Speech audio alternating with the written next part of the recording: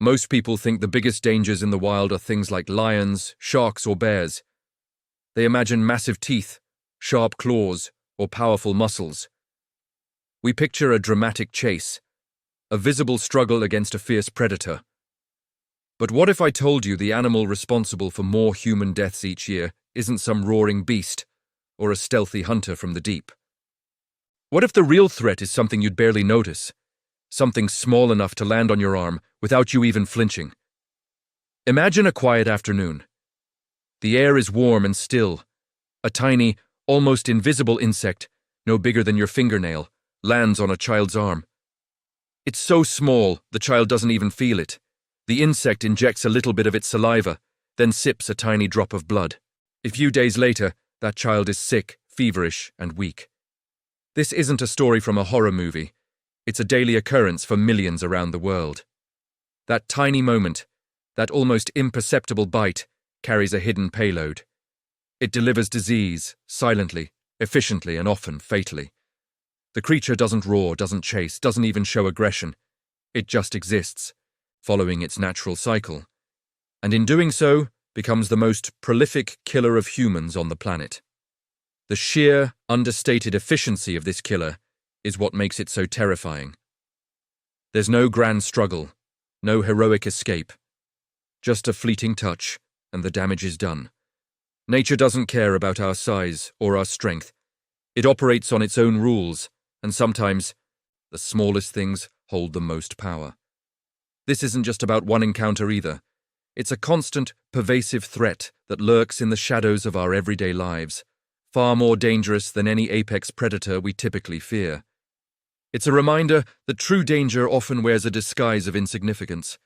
The world is full of these quiet, unassuming threats, constantly reminding us that we are not always at the top of the food chain, nor are we safe from the most unexpected sources. This one creature, small as it is, changes human history and health more dramatically than any other. It's a silent, buzzing harbinger of illness that has shaped societies and continues to do so. The unassuming nature of this threat is what allows it to continue its work, largely unnoticed by many in developed nations, yet devastatingly effective in others. It's not about brute force, it's about persistent, widespread impact. This little creature doesn't need fangs or claws to be deadly, it just needs a host. And we, as humans, provide that host willingly, often unknowingly. The true scale of this danger, and others like it, is far greater than most people realize.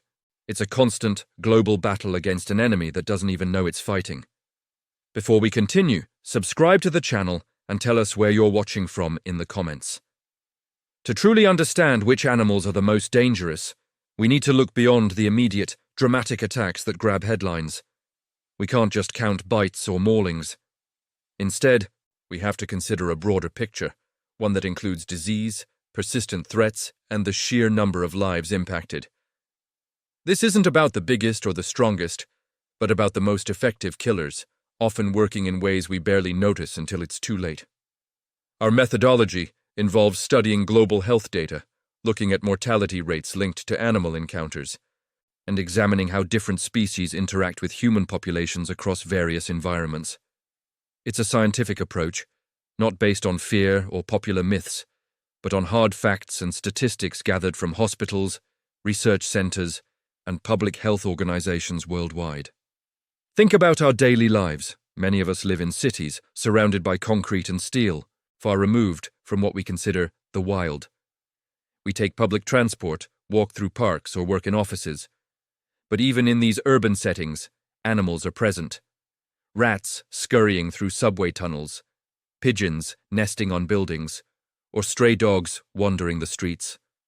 These might seem like minor nuisances, but they carry diseases, some of which can be serious. Then there are those who live in rural areas, closer to nature, where farming and other activities bring them into direct contact with a wider range of creatures. Farmers working in fields might encounter venomous snakes or scorpions. People living near forests might deal with larger wildlife, like wild boars or even elephants, depending on the region.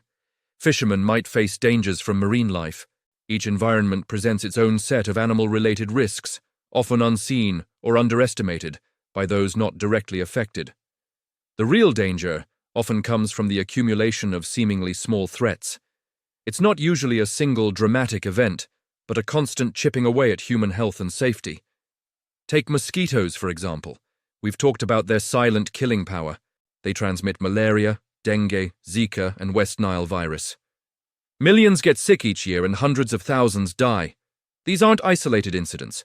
They are widespread epidemics that overwhelm healthcare systems and devastate communities. Snake bites are another major problem, especially in agricultural regions of Asia and Africa. Farmers, working barefoot or in open shoes, step on snakes hidden in crops. The venom can cause excruciating pain, permanent disability, or death. These aren't rare occurrences. They happen daily, affecting thousands of people who are simply trying to earn a living. Dogs, often seen as man's best friend, also contribute significantly to human fatalities, primarily through rabies transmission in many parts of the world. A bite from an infected dog can be a death sentence if not treated quickly. Even snails, often overlooked, can carry parasitic worms that cause schistosomiasis, a debilitating disease affecting millions. These recurring threats, whether it's a mosquito bite, a snake in a field, or a rabid dog, create a pervasive sense of unease and fear. People in affected areas live with constant caution. Children are warned not to play in certain areas.